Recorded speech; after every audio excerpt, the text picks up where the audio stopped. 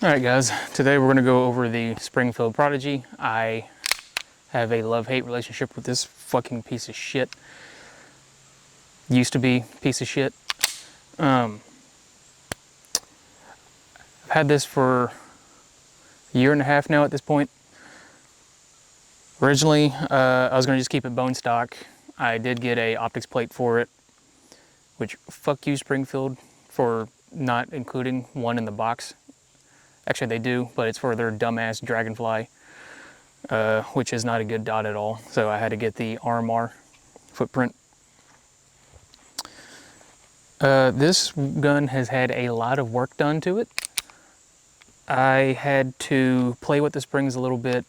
I ended up replacing the full-length guide rod with a 10.8 Performance GI guide rod that's fit for a bull barrel 2011. I think they also go in 1911s too. Same fucking thing. But yeah, so this thing has had a run, so to say. I've thought about selling this gun. I'm not going to now. I'm actually going to just keep tricking the thing out. Eventually, all the internals are going to get replaced. Like the EGW ignition kit is going to go in here and replace the entire internal mechanism.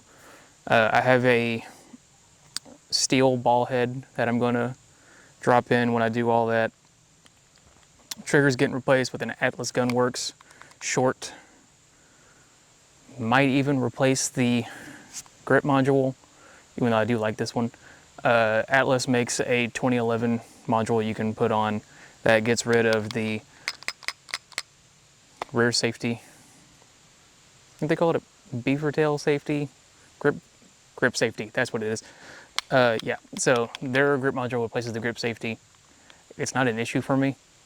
I had it taped down once. The tape added more bulk to it than what I wanted, so took that off. I've also played around with the idea of removing the front sight here and porting right there and moving the front sight back. That's just money I don't want to spend on this gun. This is going to be a fun gun and eventually a competition gun once I get everything replaced on it. So currently I have a Wolf spring installed in it. It is a 12-pound. I did play with an 8-pound spring because a guy that shoots competitions that I talked to has staccato. I think he has an Infinity, which is a lot of fucking money. He has multiple staccatos and a couple other 2011s. He's like, yeah, just get a 8-pound spring, drop in there, it'll be buttery smooth. That did not fucking work. It just caused nothing but reliability issues. So I had to go up, because apparently Springfield, their bores are tighter than normal, and their springs are weaker than normal. So weaker spring plus tighter bore did not go good at all. I was having reliability issues on feeding. It would eject rounds, it just wouldn't feed the next round. As soon as I got it, I took some flits, polished the rails and everything, racked the shit out of it. Then I dumped 500 rounds through it, got it all broke in. It's smooth. Probably about a month after that, I took it to my first competition, ran another 500 rounds through it, and I noticed towards the end of it that I was shooting high left. At that point, I didn't have a dot on it. I was just running irons. Well, there's a screw back here on the irons that started to back off. It was literally hanging on by an entire thread. When I got home, cinched it back down, was pissed off. I'm super glad I didn't spend the $1,200 to $1,300 that this is. I got it for $600 just because I sold two guns that I did not like. So kind of got it half off. Since then, it's had issues where I was playing with springs and everything. It wouldn't cycle 115 once I got the dot on it. Just added too much weight. At that point, there was no shops around here that had cheap 124 grain ammo. It was all defensive ammo, and I didn't want to spend 40 bucks just to try it out. Now, there's a shop around here that has affordable 124 grain that's just standard ball ammo. Shot that recently, getting this dot zeroed, and it actually shot pretty good. So we are going to run some drills on it today. We're not going to do much, probably a bill drill, 1R1. Going to move and shoot, and we'll see if this is honestly the worst 2011 on the market or not. All right, so we are going to load some 115 grain Federal. That's 124. So we're going to see if this can actually reliably cycle 115 now that I have this 12-pound spring in it. Hopefully it will. I don't know how many rounds is that. 5. We'll load up to 10. And then instead of ruining our targets, we're going to shoot that steel. There we go, that's 10. All right. We're going to go for this steel. See if that's 7 yards right here from that. I don't know how far that is. I don't know even why I try to find out. Let's see.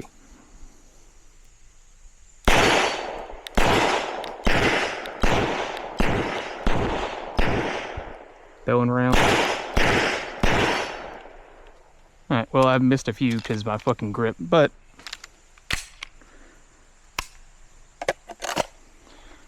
it was hitting.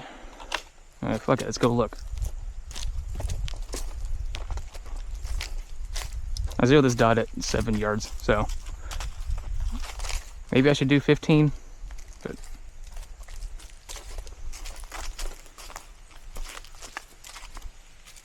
nicked it on that one. Yeah, it was doing fine. I wasn't trying to be precise with it, so.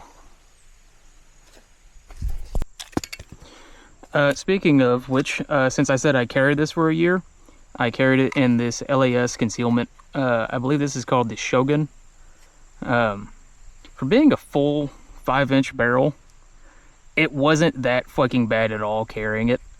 Only reason I swapped to a Glock 19 for carry is just because this was having reliability issues and I wanted something I knew I could depend on. But I did like carrying that. It wasn't too much. Everyone's like, oh, they're fucking heavy, blah blah blah blah. It's a steel frame. Man the fuck up. Also forgot in those last few clips, I did not have my camera going, so my better mics were not picking up. So you was just hearing the audio from this little hat mic. Wish I had a shot timer. Alright, so we are going to go try for A-zone, and then we're going to move over this way, hit that plate, and then just go until these mags run out. And I fucked that up. Alright.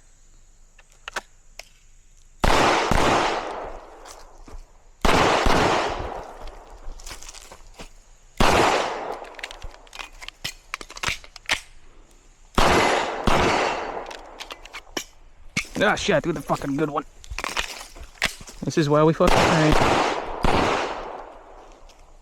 I threw that last round. Okay, first two A-zone. My last one was fucking Charlie.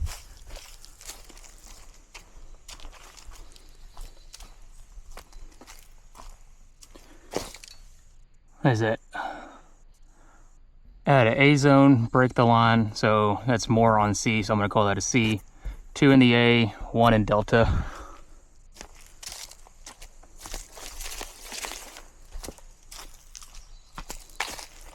And all my steel ones hit, and those actually hit better than they did before.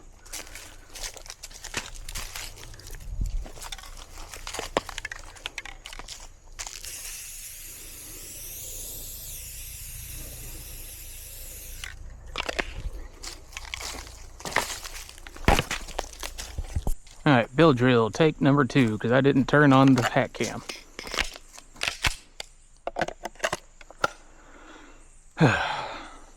And beep.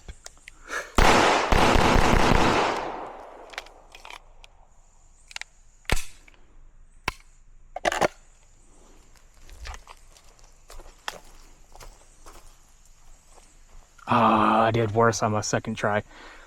My first time I had see, I had a few Charlies, and then I had an Alpha here, and then I threw some Deltas on my second try.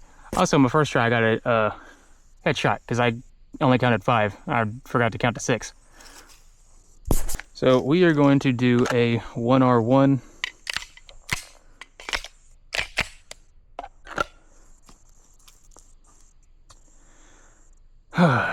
Because I need to work on reloads. Ah, fuck. Lost my dot.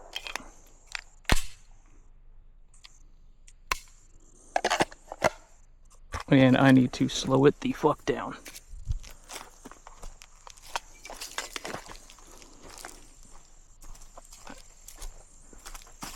Charlie. We hit a Charlie. Alright, I got 4 rounds in this. I just walked past, yep, I walked past my line. Let's see. See if we can get all 4 rounds in that credit card.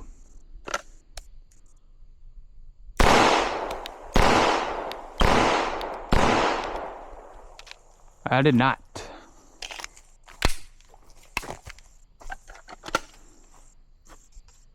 I pulled 1.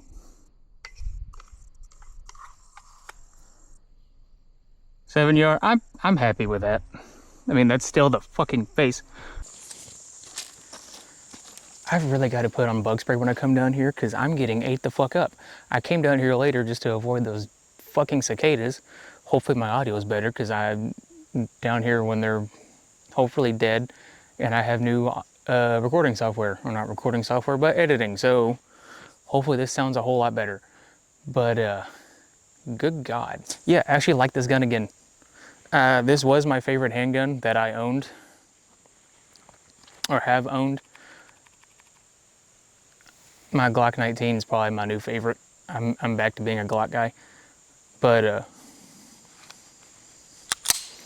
yeah, I'm falling in love with this gun again. If it ran that good when I got it, I probably would not have gotten a Glock, to be honest. But yeah, so we're going to cover this gun again later on when I put everything in it. And we're just going to see how fine this thing does run. Right now, I'm having a lot of fun with it. I actually did not want to come down here and record. I've had a long weekend chasing a 0 on my SPR, which, by the way, to all you who voted, thank you. Y'all made this video happen. But I made myself come down here and record, even though I didn't want to, and I'm actually turning to having a lot of fun. So, thank you for that. Yeah, so next video is going to be the SPR. Finally got that fine-tuned and good to go. So we're going to cover that later on. Might record that tomorrow.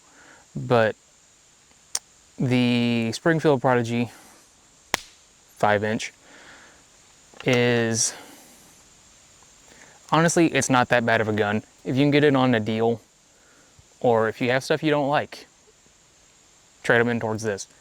If you want a 2011, if you want to play around with the 2011, it's, put a dot on it.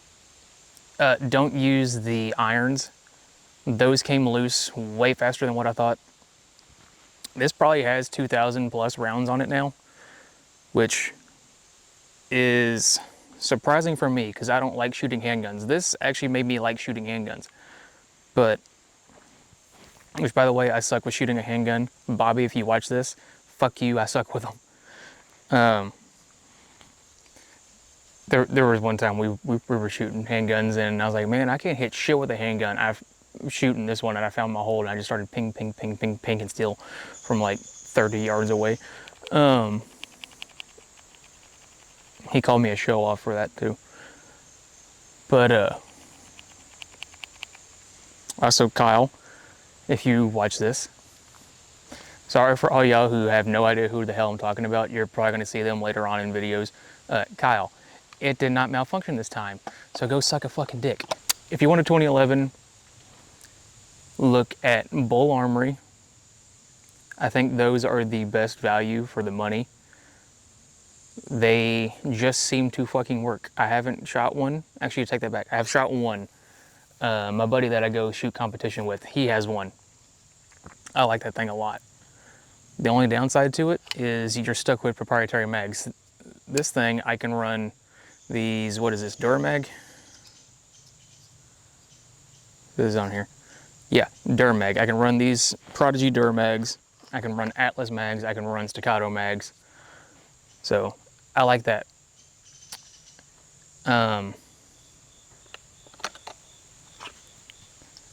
I prefer 2011 mags that have the extended base plate on them, just for the insertion. Because I know Atlas makes mags that's more extended, and they have a more flush at the bottom of it. When you go to insert, specifically on a lockback, you're going to hit that extractor in there and break that extractor off. So being able to stop yourself on the mag well is a big plus. So I'm probably only going to run 20 round mags with this. Unless there's a base plate extension that I haven't found yet that does the same thing as this and gives me more rounds, I'll run that one. For other upgrades, when I do the grip module,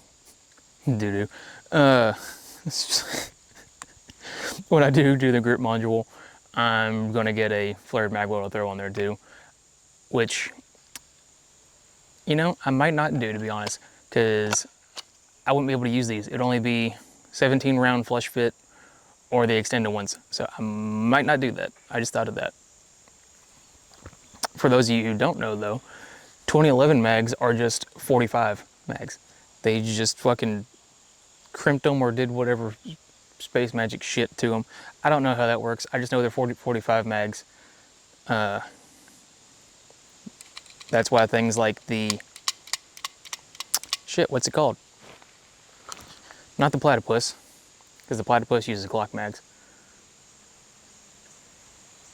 Fuck it, we're gonna go with the platypus. That's why things like the platypus have dedicated 9mm mags and run flawlessly, while 2011s have hiccups because of mag issues. If you use the mags that come with the new Staccato, the Mechgar metal mags, apparently those have some issues with them.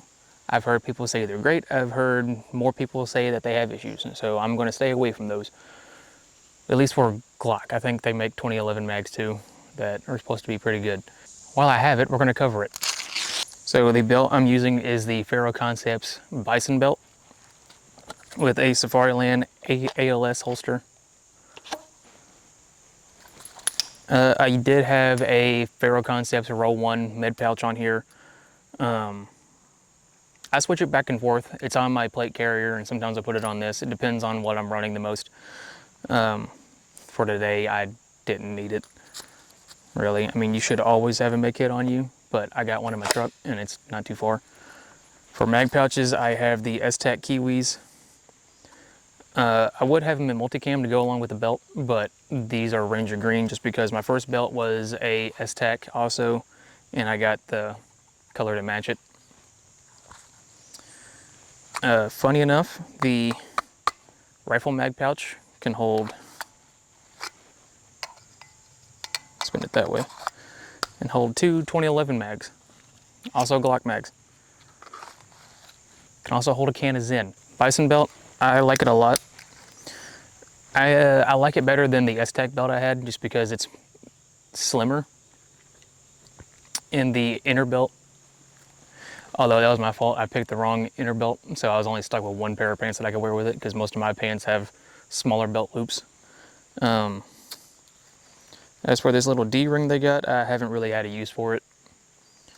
I'm sure if I get gloves, I can hook gloves off there like everyone likes to fucking do on Instagram and look cool. I'm assuming this is a newer model they got because every other bison belt I've seen has had the Egyptian logo that Faro had. Now it's the blacked out lines. I believe I'm correct in saying that. I do plan on getting a Soil Eater tourniquet pouch, running it sideways on here. I seen that on the Garantham video back in the day.